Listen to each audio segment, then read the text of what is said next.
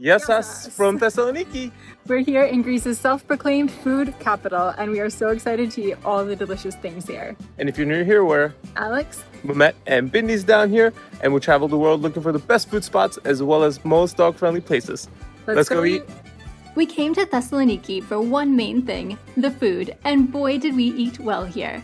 Thessaloniki is actually a UNESCO City of Gastronomy, meaning its food isn't just delicious, it's also recognized globally for its cultural importance and culinary innovation. We're heading to a place for dinner tonight. The English translation is Maitr Margarita. I definitely can't pronounce how it's supposed to be in Greek, but this restaurant was on like every list of where to eat in Thessaloniki, so it sounds pretty good. Is it margarita pizza or alcohol?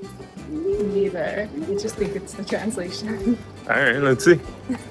We started off with one of the most interesting sounding things on the menu, the kunefe. Kunefe is something we're familiar with as a sweet dish in Turkish cuisine, but here they're making it savory with gooey sulguni cheese and a ginger thyme syrup.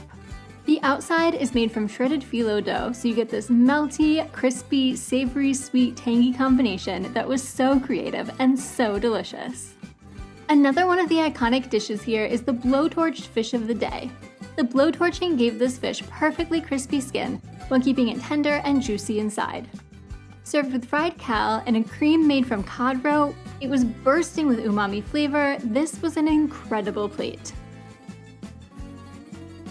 And when we thought it couldn't get any better, then came Mehmet's pasta with lamb. The pasta was freshly cut and cooked perfectly, and the sauce was made with slowly cooked lamb that was unbelievably tender. The fattiness of the lamb coated each strand of pasta, but without making it overly heavy or greasy. This was so good. It's safe to say that Thessaloniki was already living up to its delicious reputation. If you've been watching us for the past few weeks, you know that we are big fans of the coffee culture here in Greece. So this morning in Thessaloniki, it's beautiful, it's sunny, so we're gonna go sit by the water and find somewhere to have a nice Greek coffee.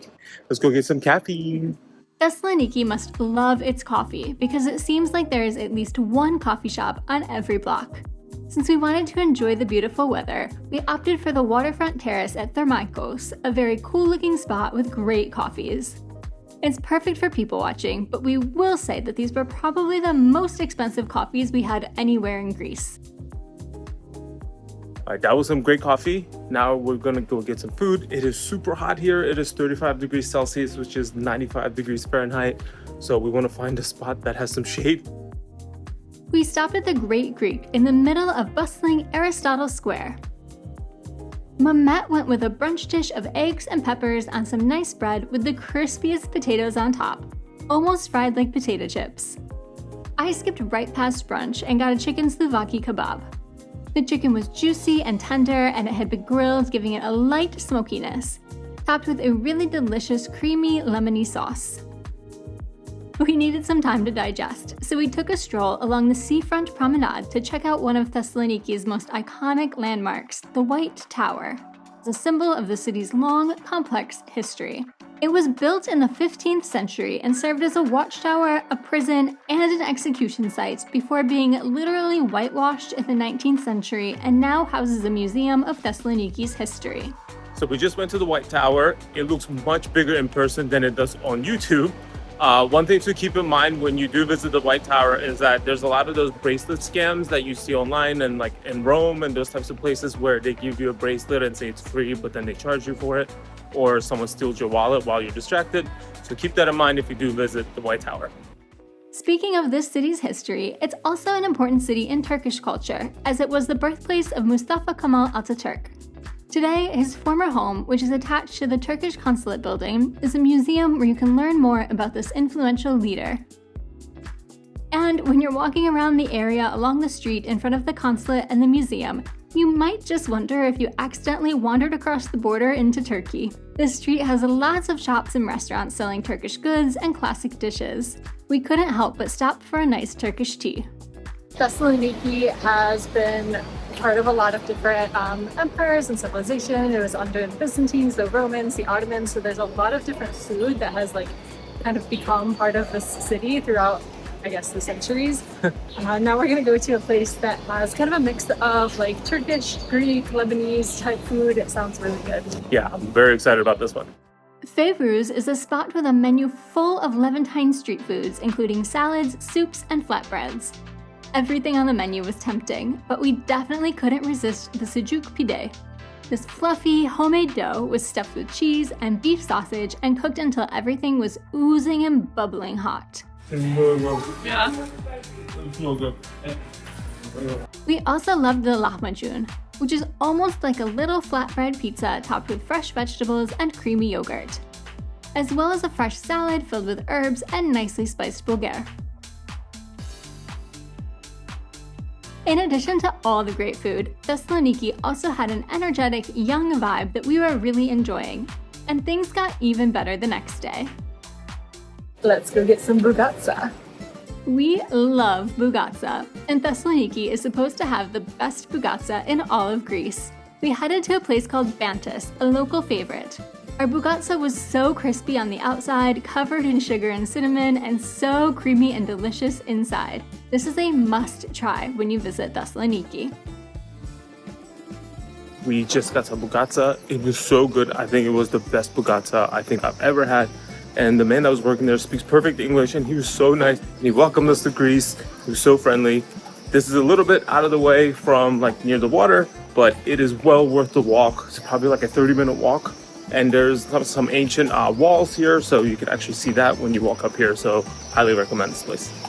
Believe it or not, there's more to Thessaloniki than just food. This city has been around for over 2,300 years, and its history is visible everywhere. Right in the middle of modern shops and street cafes, you'll find Roman arches, ancient churches, and crumbling stone walls of its storied past. One of the coolest spots is the Rotunda, built by the Romans, turned into a Christian church, then a mosque, and now it's a museum. And just steps away, there's the Arch of Galerius, a 1,700-year-old monument with very detailed reliefs carved into it that are still visible today. We stopped for coffee at a nearby shop called Sorti, where you can take in views of these monuments while sipping on excellent coffee. And that's not the only spot in town where you can take in the city's history while having a drink or a snack. Later that day, we visited Beyond the Walls, a restaurant that's almost completely hidden behind the old city walls. But those who dare to explore will be greeted with a beautiful terrace and a view of the 1,600-year-old ancient walls. But what we were actually most amused by here was the playful family of kittens who had taken over the area. Unfortunately, the time had come for our final meal in Thessaloniki. We headed to Sintrofi, and again we were presented with a menu of so many delicious sounding dishes, it was almost impossible to choose. We started with some bread made from zea flour, which some believe to be the world's oldest grain, followed by a salad of cucumbers, strawberries, and deliciously light and fresh yogurt. Though this might sound like an unusual combination, these worked so well together. Then, another interesting but delicious combination of roasted tomatoes with plump ripe blackberries and fresh goat cheese.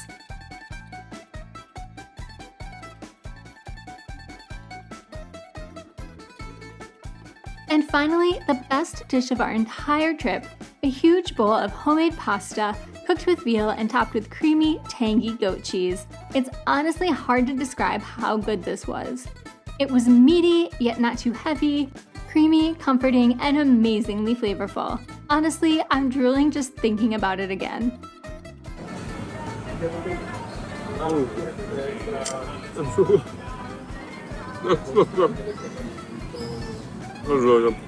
If it's not clear by now, we loved Thessaloniki. It's truly a special city and one that is definitely worth a visit. And Binti had a great time too. It was easy to take her everywhere with us. We had read that there are a lot of stray dogs here, but we only encountered one or two and they didn't cause any problems. Of course, there are tons of stray cats, but we think they are one of the best parts of visiting Greece. Thanks for watching. We hope you enjoyed the video and always appreciate a thumbs up if you like it. If you're traveling to Greece, we have many more videos about this country for you in our Greek playlist. And we'll be back in 2 weeks with even more of our adventures.